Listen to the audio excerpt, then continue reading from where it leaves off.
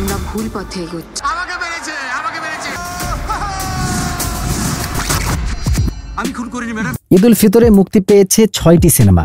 এর মধ্যে বরবাদ, দাগি, জঙ্গলি ও চক্কর 302।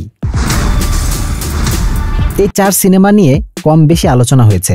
ঈদুল আজহার বাকি মাত্র কয়েকটি মাস। এরই মধ্যে ঈদের ছবির প্রচার শুরু করেছেন কেউ কেউ। ঈদে আসছে কোন কোন সিনেমা, চলুন দেখে আসি। কিছুদিন আগেই শাকিব খানের জন্মদিনে এসেছে তাণ্ডব সিনেমার ঘোষণা। রায়হান রাফি পরিচালিত সিনেমাটির শুটিংও শুরু হয়েছে। ছবিতে সাকিব ছাড়া অন্য কোনো অভিনয় শিল্পীদের নাম আনুষ্ঠানিকভাবে প্রকাশ করা হয়নি।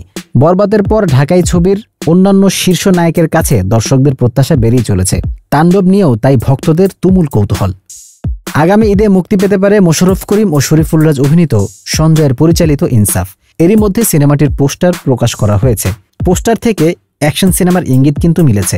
এই ছবিতে নায়িকা হিসেবে তাসনিয়া ফারিনের থাকার কথা, যদিও সেটি আনুষ্ঠানিকভাবে প্রকাশ করা হয়নি। এদিকে বড় পর্দায় আসবে কাইজার।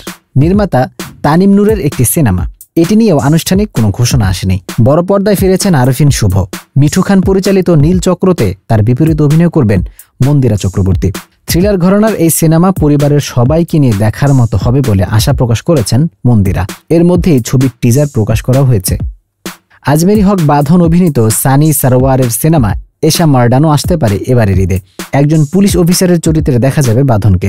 এছাড়া আলোক হাসান পরিচালিত আদর আজাদ ও পূজা চেরি অভিনীত টগর মুক্তির অপেক্ষায় আছে।